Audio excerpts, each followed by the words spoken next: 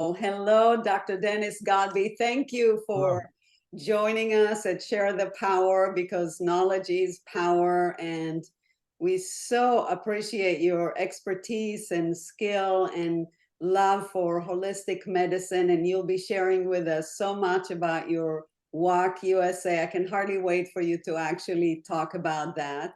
But first, let us know who you are and what you do, and what your clinic is about, what conditions you are treating, what kind of patients you have, who should be calling your clinic, and then we'll talk a little bit bioimmersion and your fabulous purpose that you are putting out with so much love and dignity. Thank you. So yes, as Doria said, I'm Dr. Dennis Godby from I'm actually originally from Sacramento, and I came back to Sacramento 19 years ago to open my practice. And so the things to start off with would be that the two biggest issues in my life have been social justice and health.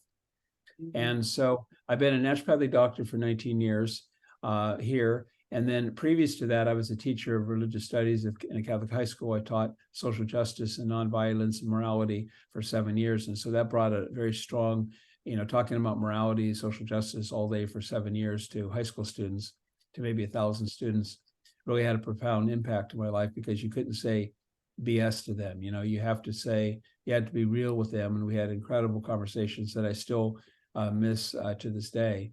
And of course, teaching religious studies in Catholic high school to a group of people, 25, 28 people, is a lot different than having one-on-one. For sure. And I really like the one-on-one, because I'm able to prescribe a treatment plan specifically for that individual. Because a lot of times people read stuff on the internet, and it's only that information is good generally. Like, for example, don't have a big meal before you go to bed. Well, for some people that are hypoglycemic, that may not be a very good idea to not eat anything before they go to bed, or else they could wake up in the middle of the night.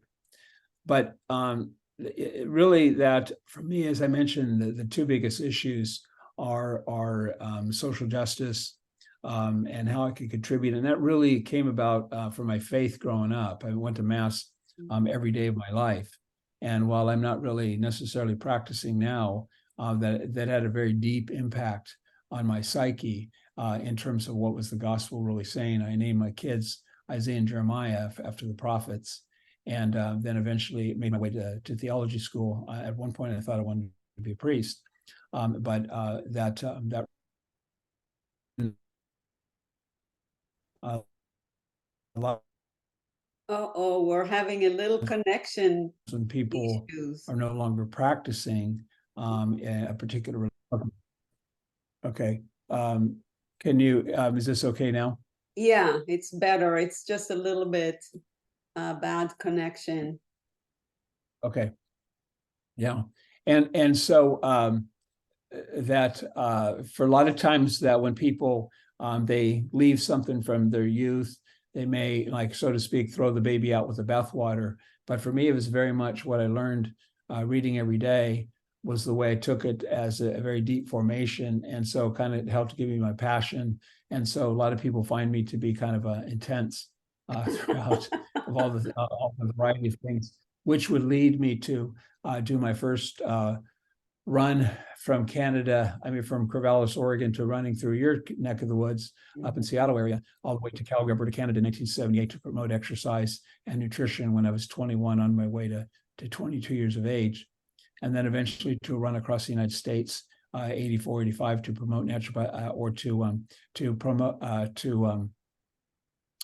protest U.S. policy in Central America back during the Reagan administration, during the time when the U.S. was giving a lot of aid to the Contras in Nicaragua. So that was the main thing that really, again, the faith and liberation theology that I learned, that I had started learning when I was young. And then as I became an adult, I began to learn about that. I could not accept the fact that people were hungry and there didn't need to be people, the injustice that were going on for people just working for their own rights. And so that was very much scandalized me. And so I had to get involved in that. Yeah, that's some of the, that's some of my background. And then in 2011, we ran across the United States for naturopathic medicine, my two sons, nephew, and I. And then a few other runs came along, and now I'm walking across the United States for health equity, which I'll talk about later. Yes. And so in your clinic, and I love that you combine, by the way, social justice, that's like my jam, in terms of my own research and work. Um, what kind of conditions do you see most in your clinic, and what are your favorite bioimmersion products, being that we do want to mention Oh, yeah, definitely. Yeah, the definitely. products. I definitely have my favorite bioimmersion products. And Sean and I used to talk a lot about the products, and he used to help me out with protocols, and but in any case, the conditions that I treat a lot of, is one of them is anxiety, and I oftentimes say that it's oftentimes said that if you don't have anxiety, you're not paying attention. Um, and so I do a lot of, and some depression, menopause, a lot of menopause, perimenopause, bioidentical hormone replacement is probably the top thing. Diabetes and fatigue, like a lot of people do, autoimmune disease, digestive issues. So, primary care concerns. We're actually legally the Diabetes Naturopath Center, because my mom died from diabetes and congestive heart failure, kidney disease. And so I wanted to do something that I thought that was really lifestyle changes, where you could have the most impact lifestyle. And then I realized that wasn't going to work out with diabetes. My advisor in college, Dr. Tom, told me at medical school, he says, don't do something specific like Diabetes Naturopath Center, because you need to go general, and then you could focus. And of course, I didn't listen to him. And then after about a year or two, I decided that wasn't going to work out. So that was also the time in 2005, 2006, 2007, when Suzanne Summers was at her peak, writing a lot of books on hormone replacement. And so phones were ringing off the hook for hormones. So that's when I became, an expert in hormones, or at least I tried to become. I never thought I'd be doing hormones, but now it's really a great window, being able to treat a lot of women, which I really enjoy, because probably 70% of my patients are women. And certainly perimenopause, menopause is a way that I could, from a guide perspective, I could show that I care, and I can really understand them, not just in terms of the physical part of estrogen and progesterone or testosterone, but also that I care about who they are and what they're about, and their relationships and everything, sometimes even to the point of talking with people about things that they may never even shared with their husbands before. Right, of course. Where they have that, because trust is the most important thing for me, in any relationship, that if trust is the most important thing, then no matter what I say, the person's going to say, well, he may not be actually correct, but he didn't say it to mislead me, or he did it because that's what he believed to be true. I'm probably wrong all the time, but I never intend to mislead somebody, I could be proven wrong. So they know it comes with good reason for saying it. So a lot of primary care conditions. I treat a few kids, not too many, but general primary care. And then in terms of the bioimmersion products, I love, probably our number one product is cranberry pomegranate for UTIs. And that's our go-to for UTIs. It seemed to work really well. It doesn't really seem like over the years of people, if they started that early on, that they didn't need antibiotics, which was nice. And I'm not anti antibiotic. An antibiotic actually saved my son's life when he was 6. He's now 33. So I tell people, use that story of all the times, because I want to demonstrate to people that, that I'm always going to reach first for natural medicine when possible. But just like if I were to get in a car accident, I would go to the emergency room, not to see another naturopathic doctor. And so everything has its time and place. I just think that pharmaceuticals are overused. So I also liked fructoborate for helping to prevent osteoporosis with connection with vitamin D and the boron. That seems to be really helpful. Also, energy we've used for increasing ATP production. The apple peels and all that works really good. The glucosinolates and sulforaphanes for immunity, also good. And then I think that we've used supernatant for C. diff infections, and we kind of always make sure we have a bottle or two of that because people come in from time to time with C. diff infections.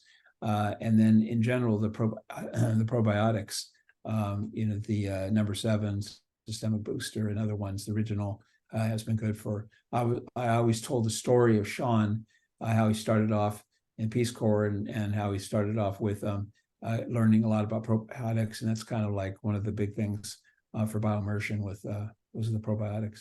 Yeah, for sure. Yeah, we did start with that and then expanded into the polyphenols and learn all about them 20 years ago before anything was really going on with polyphenols. So it's really interesting to see how the medical field is catching up with it and realizing the importance of these precious ingredients. You Yeah. are using a broad spectrum of our product line. I am so happy to hear it. You obviously have been educated well by Sean, and thank you for letting us know how you use the products. Sharing your knowledge and skill is so important.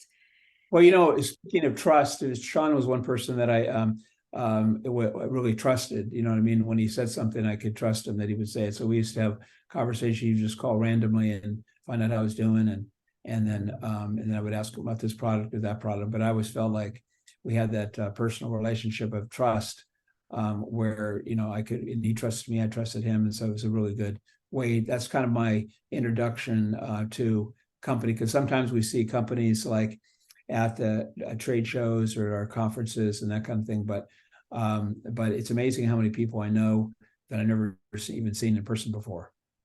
I wouldn't recognize them on the street. You know what I mean? Yeah. But I have a graphic designer that's been doing my graphic design for 8 years now. I've never met her in person. This is our age. Could you send me a picture? I told her one time, because I want to see what she looked like. You know what I mean? And so it's kind of interesting though. But I think that's the power of the voice and communication, because when I was back in my 20s, I was terrible on the phone, but I've had tens of thousands of conversations of free 15-minute appointments, and now I love the telephone. And for a lot of people, a lot of time when we're on this kind of thing, and also on the telephone, is that sometimes all you have is this person's words, and so you're not distracted by things, and you're able to really focus more. So I think that it doesn't have to be in person in order for there to develop a deep human bond relationship. Yeah, and trust appears a lot in your vocabulary. I'm so happy it goes along with social justice, and I know that your Walk USA is really opening people's eyes to the whole world of naturopathic medicine, because you go into these tiny little towns that have no idea about holistic health, and you go to coffee houses and meet with people and tell them all about, share with us more about this beautiful mission. And I know that that's what actually ignites your engine, and we need that. We need something that is bigger than ourselves, bigger than life almost, for us to engage in the world and put ourselves out in a powerful way. For me, it's all about peace. For you, at this point of your practice, it seems like it's more focused on medicine and equality in medicine, and people having the reach to be able to first understand, because knowledge is power, and then to utilize naturopathic medicine. Yeah, I think that for me, that it's never been enough to be a naturopathic doctor in my office. That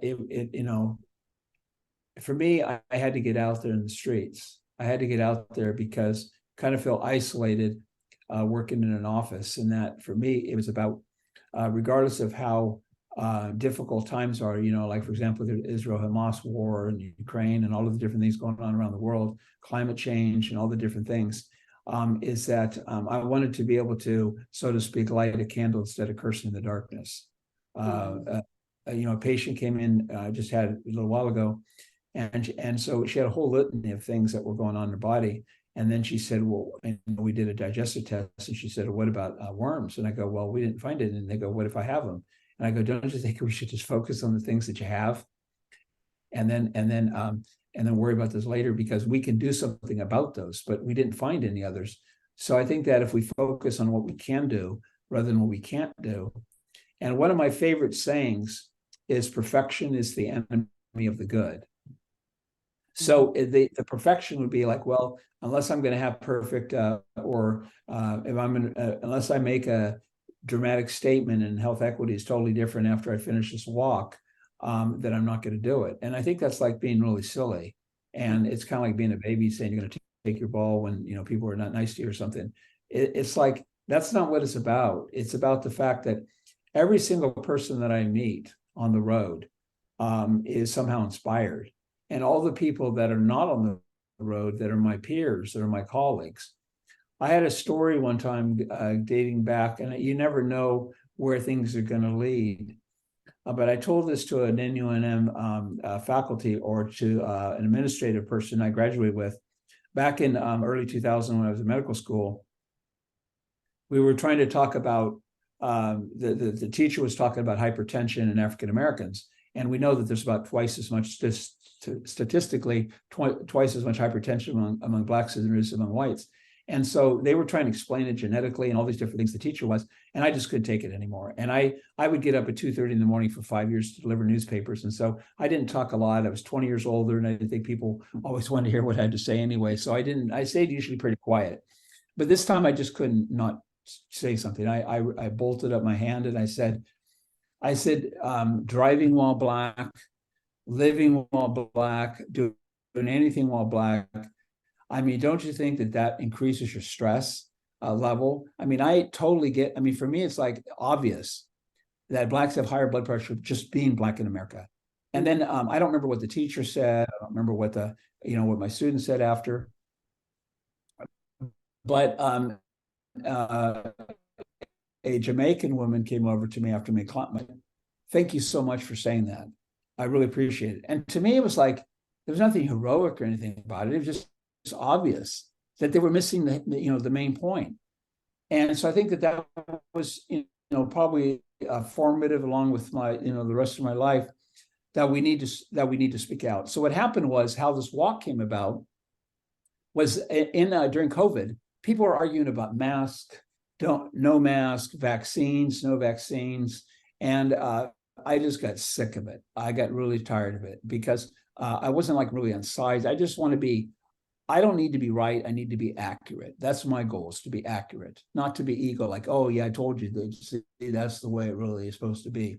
So people arguing, and it was really bad. It's hearing this every day. And then George Floyd and Black Lives Matter and all of these different things came about, that I decided that, what am I doing about it? I wasn't even very aware of health equity at that time. Mm-hmm. And I felt very ignorant about it. Here I am, a social justice advocate. I'm also a naturopathic doctor. These are the two biggest issues. And I wasn't very familiar with health equity as a concept, or as a program. And so I studied more and more and more, in the body on the line for health equity, because this, 3 times more Black women dying than white women at childbirth is unacceptable. And then that wasn't the only thing. There were just a ton of things. So eventually I decided I can't take off for 5 months like I did before in 2011, but I could do 1/5 of the country at a time. So far, walked from Myrtle Beach to Knoxville, Tennessee last year. This year, last month, or September 27th, I returned from Milwaukee, where I walked from Knoxville to Milwaukee. And next year, leg 3 will be from Milwaukee to Fargo, North Dakota. I'm really excited about it, because the media was really good for the second one, much more than the first. Minnesota and Wisconsin are both licensed states. We have people in Wisconsin and Minnesota working on it. And so I'm just ready for it to explode. And last year I was writing my book, and I didn't have as much time to organize as I did this year. So I'm not going to camp anymore. I have a lighter backpack. And so I'm going to have all my places set up in advance. And then I'll be able to focus more on health equity than I am about, okay, am I going to be sleeping on a slab of cement tonight? Kind of thing. So I feel much more prepared. And my major goal is to get health equity as a concept, as a term, so that everybody in America knows what health equity is. Mm. And the other thing that really happened, what happened also the second time, was when I'm talking about health equity, I'm talking about systemic bias or implicit bias. I know that, like, if another person gets defensive about it, then I'm doing a poor job of communicating, because I have to say it in a way that they understand, because I'm not trying to be right. There's racism and, all of these things. What I'm trying to say is I could do better. I know I can do. I have things that go into my mind. Like, for example, there's been times where, you see you're more scared of this and of that, and these are just biases that we've all, had in our mind. So I tell people, I'm not perfect. I have things I have to overcome. I have to do better on. Could you do better? I could do better. And everybody acknowledges they could do better. But when you confront them and push them into corners, I just heard the city of Sacramento racial equity coordinator in Sacramento. She spoke with Rotary yesterday, and that's what she talked about. If you talk about racism and feel like somebody's put into a corner, then there's no way to go but down. But if you can have a conversation about how we can do better, that's why perfection is the enemy of the good. This walk is not going to be the be all and end all, but it's going to open conversation with people. And That's some people that beautiful. I've ran into will never forget conversations we've had, and they think, okay, this guy might be kind of nuts. He's a 67-year-old guy walking across the United States, but maybe that there's something to this. Maybe I should listen. So I've made a lot of connections, talked to a lot of people, and a lot of people in the beginning are not too keen on the idea because it seems kind of crazy. Even though there's been many walks across the United States, there's been many runs across the United States for different issues. But sometimes it's not the normal way of organizing. Yeah, but it's so So wonderful that you're doing this, because I know that a lot of the people that you run across would have never gotten this kind of information unless they had somebody face to face actually conversing with them. And I really appreciate your approach to the so-called other, and rather than pushing people's backs to the walls, that you are there to converse, to share, to actually be present with them and walk alongside them. That's wonderful, Dennis, and I am so thankful that I know you, that you have reached out to me at my time of probably the worst of grief, and supported me through this journey with just checking up on me every so often. It is so kind and so loving of you. Thank you so much also for sharing about bioimmersion and your heart with us. I have been watching and looking at all the different places that you go to, and just cheering you up from over here, because I know it is so important to educate people about holistic health. So thank you, Dennis. welcome. And I'm hoping to see you really soon. Okay, that sounds great. Thanks so much, Sharia.